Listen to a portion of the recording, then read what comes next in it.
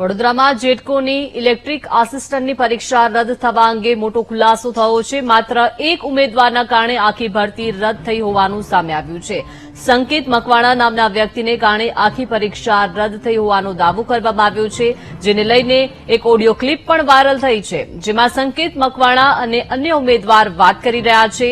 અન્ય ઉમેદવારનો આક્ષેપ છે કે સંકેત મકવાણાએ વાંધો ઉઠાવી ભરતી રદ કરાવી છે। એટલું જ નહીં, અન્ય ઉમેદવારને સંકેત મકવાણા ઉડાવ જવાબ પણ આપી રહ્યા છે।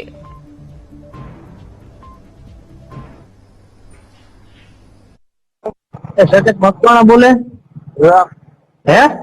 હા, એટલે ભાઈ તને મળી ગયું તારે રોતું છું ઈ ભાઈ? હું જોતો હતો જો ને આ ભરતી નું બધું આ રદ કરાવીને તને શું ફાયદો છે વાલા? અમે મેં કીધું કે સ્થગિત થવાનું કીધું છું। આ 1241 જણાનું તને ઓલું પાપ નહીં લાગે? તારે એકને લીધે તે કેટલું ખોટું કર્યું તને કેટલું લાગતું નથી મારો ભાઈ?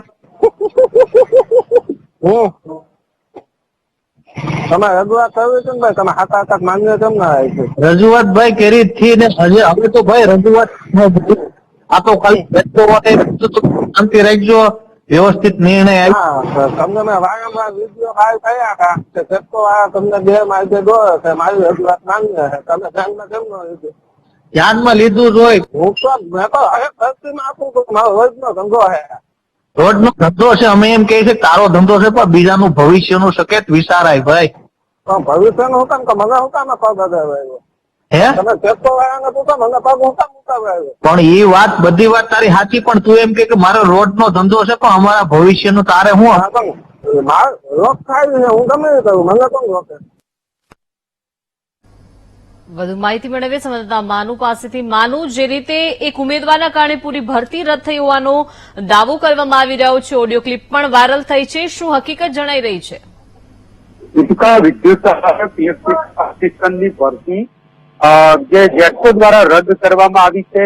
આ ઉમેદવારો છે 1500 એ રાહ જોઈ રહ્યા હતા કે ઓર્ડર મળે, કારણ કે તમામ પરીક્ષા પાસ કોલ ટેસ્ટ હોય કે લેખિત પાસ બનતું હતું, પરંતુ જે રીતે થઈ રહી છે ને ઉમેદવાર જેણે આ સંકેત મકવાણા સાથે વાત કરી છે એ વડોદરા મળ્યા અને એમને વાત કરી કે આ એક યુવાને 1500 યુવાનો છે એમની રોજગારી છીનવી છે, એમની નોકરી છીનવી છે, કારણ કે એક વાંધો પડ્યો તેના કારણે પ્રક્રિયા ભરતી પ્રક્રિયા રદ કરવામાં આવીને નવી તારીખ જાહેર કરવામાં આવી છે। આજે રજૂઆત કરવા આવેલા ઉમેદવારો કહ્યું કે આજે એક વ્યક્તિ છે સંકેત મકવાણા, એને ઉમેદવારોના ભવિષ્ય સાથે છેડછાડ કર્યો છે, એના એકના કારણે આખી ભરતી પ્રક્રિયા રદ।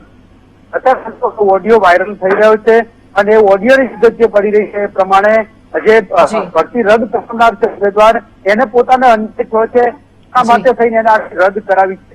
મુદ્દો છે દરેક ઉમેદવારે પોલ ઉપર ચડી અને હાથ અડાડવાનો હતો, પરંતુ આ જે સંકેત છે ઓડિયોમાં વાત કરી રહ્યા છે એને અધિકારીએ પગ અડાડવાનું કીધું અને એનો વિરોધ લીધો અને ત્યારથી આ મામલો હતો અને એના કારણે આખી ભરતી પ્રક્રિયા રદ થઈ હોય એવી પણ વિગતો બહાર આવી રહી છે। જી દીપિકા।